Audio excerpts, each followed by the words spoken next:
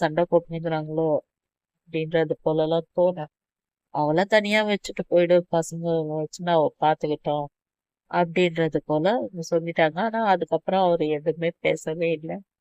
2 நாள் கழிச்சு அவரு பெங்களூர் போகும்போது அம்மா கிட்ட சொல்லிட்டு போனாங்க, அக்கா கொஞ்ச நாளைக்கு இங்கே வீட்லயே இருக்கட்டும், நான் பார்த்து சொல்றேன்க்கா அப்படின்ட்டு சொல்லிட்டு அவர் கிளம்பிட்டாரு. அதன் பிறகு என்னோட தங்கச்சி 2 குழந்தைங்களையும் வச்சுட்டு இங்கேதான் இருந்துச்சு.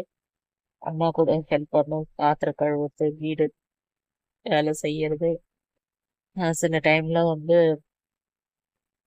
எனக்கு சாப்பாடு போட்டு கொடுக்கறது, இது போல எல்லாம் இருக்கும். அம்மா கூடயும் பூ கட்டும். அம்மா வந்து நீ பசங்களை பாத்துக்கணுவாங்க.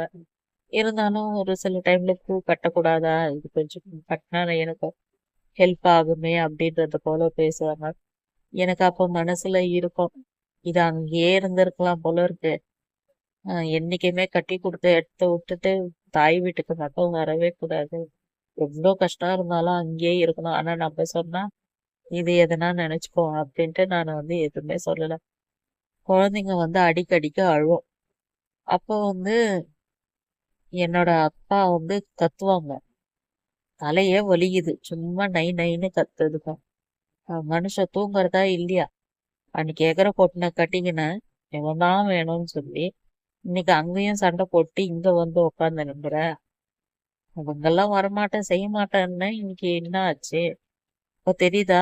அப்பா வந்து சொன்னதை புரிஞ்சுக்காத, அவன் தான் ஓணும். நான் ஒரு மிலிட்டரிக்காரனை கட்டிட்டு இருந்தேன், எவ்வளவு நல்லா பழிச்சிருப்ப, உனக்கு சம்பளம் அப்படி இப்படின்ட்டு எல்லாம் சொல்லுவேன். உடனே எங்க அம்மா சொல்லுவாங்க, இப்ப கூட தான் என்னப்பா எடுத்துன்னு போய் கட்டி யாருக்கு நான் மாப்பிள்ளை பார்த்து கட்டி வச்சுக்க, இந்த பசங்க இது உனக்கு இருந்து பேசுறியா, குழந்தைங்க இவ்வளவு பெருசு 2 பேரும் ஆயிட்டாங்க, இப்ப கூட உனக்கு இன்னமும் பேசிட்டு இருப்ப அப்படின்னு. அப்புறம் அவங்க 2 பேரும் அப்படியே சண்டை மாட்டுப்பாங்க. குட்டி பையன் என்ன பண்ணுவான், ரெஸ்ட் ரூம்லாம் அவனுக்கு வந்தா கூட அப்படியே ஹால்லயே போயிடுவான். சில டைம்ல நானே அவனை கவனிச்சு சொல்லுவான், அவன் யூரின் போறான் அப்படின்ட்டு நான் பார்த்து கரெக்டா சொல்லிட்டேன்னா அது இதுவாயிடும். இல்ல நான் கவனிக்காத நேரத்துல அவன் என்ன பண்ணிடுவான், ஹால்ல போயிட்டானா அப்ப போட்டு அடிச்சிடும். அவங்கதான் சும்மா எதனா ஒண்ணு பேசின்னு இருக்கிறாங்களே, நீங்களும் வந்து இது போல எல்லாம் பண்றீங்க அப்படின்னு. அவன் பால் கேட்டுதான் அழுவான், பால் பாட்டில்ல ஊத்தி கொடுக்க சொல்லி பவுடர் கலக்கு.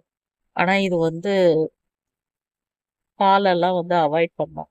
எல்லாரும் சொல்லுவாங்க, அவனுக்கு சாப்பாடு கொடுத்து பழக்கம் பண்ணு, சும்மா பால் பாட்டிலே கொடுத்துனுக்குற